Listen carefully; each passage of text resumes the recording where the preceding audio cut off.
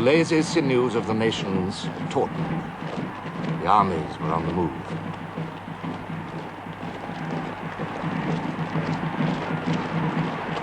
Peace exploded into cheers and music.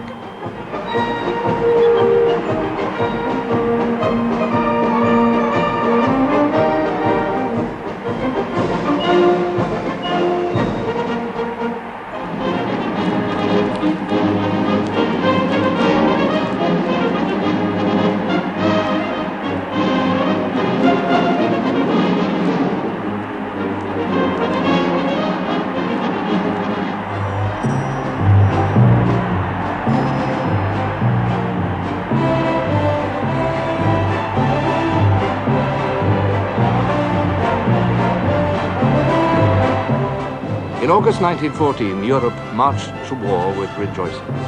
Tense wires of apprehension snapped. To those in every nation whose lives had been drab, who had endured discontents, who were restless, disgusted, filled with envy or with high ideals, a cause was now offered, and a duty. Enthusiasm was reborn.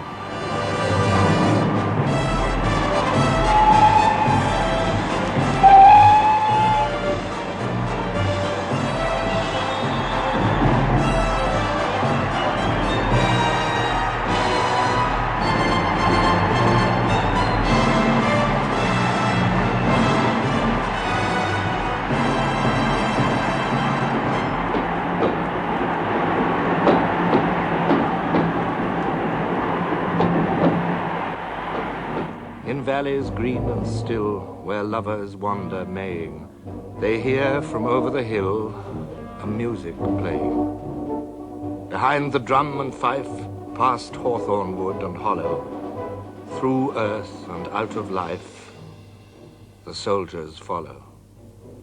And down the distance they, with dying note and swelling, walk the resounding way to the still dwelling.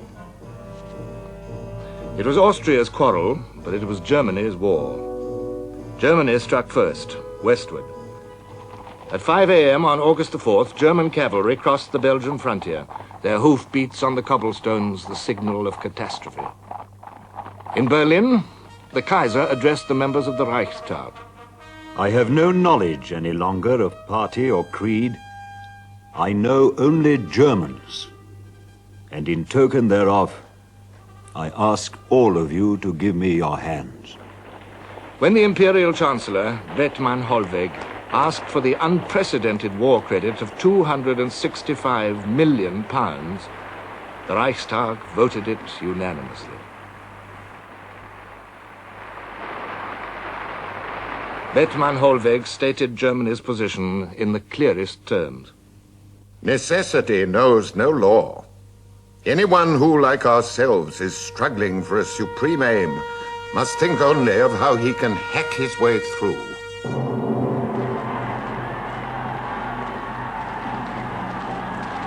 Through international agreements, through the very concept of neutrality, through Belgium. The invasion of Belgium was demanded by the Schlieffen Plan, the master plan by which Germany hoped to win the war. To avoid the French fortress system, the Germans would cross Belgium, pass through Brussels, swing down into France, brushing the Channel coast, pass round west of Paris and attack the French armies from behind. The whole thing was expected to be over in 40 days. One thing was vital to this plan, and that was speed. The point of first impact was Liège, blocking the crossings of the River Meuse and all routes to Brussels and the west. This strongly defended area had to be seized to open the way for the waiting masses of the great German field army, seized quickly and at whatever cost. Or, alternatively, defended at whatever cost. General Le Mans, commanding the garrison of Liège, had been instructed to do just that. The Belgian army was weak, ill-prepared, conscious that it could not face the power of Germany in the open field, but brave and willing to fight behind the defenses which existed, or which could be hastily constructed.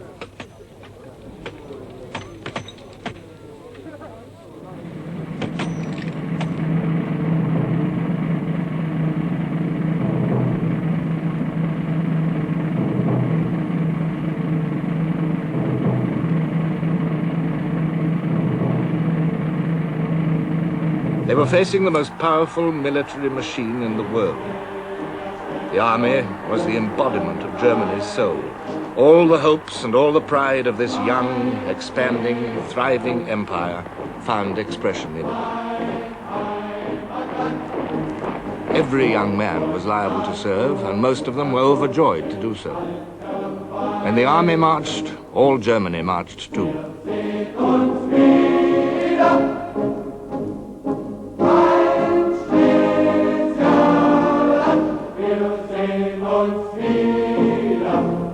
In peacetime, it numbered nearly 1 million conscripts.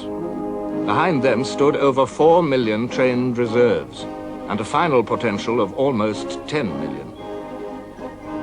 The backbone, as everywhere, was the infantry. 78 divisions, drawn from the swelling cities, the famous old towns, the wide and various countryside of the German Empire. They were mostly peasants, sturdy, patient, brave, dependable. And their hard core was 110,000 superbly trained non-commissioned officers. The cavalry numbered over 100,000. They were the Kaiser's favorites, cuirassiers, dragoons, uhlans, with flat-topped helmets and fluttering lances. The Crown Prince's regiment was the Death's Head Hussars.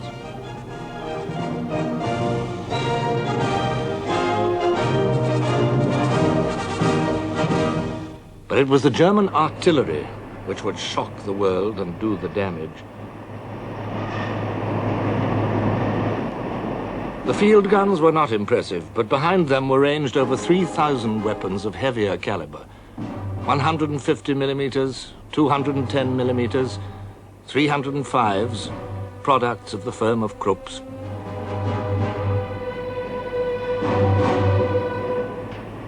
It was a crushing weight of heavy guns, well supplied with shells, waiting to tear a continent apart.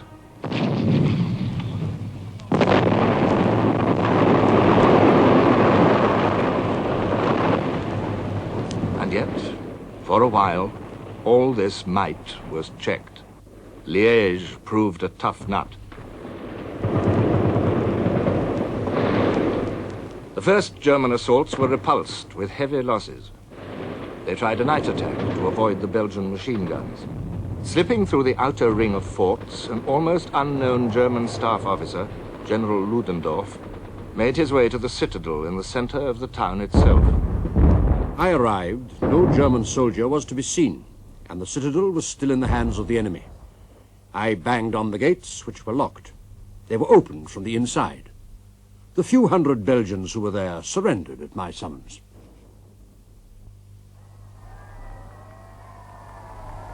There was jubilation in Germany.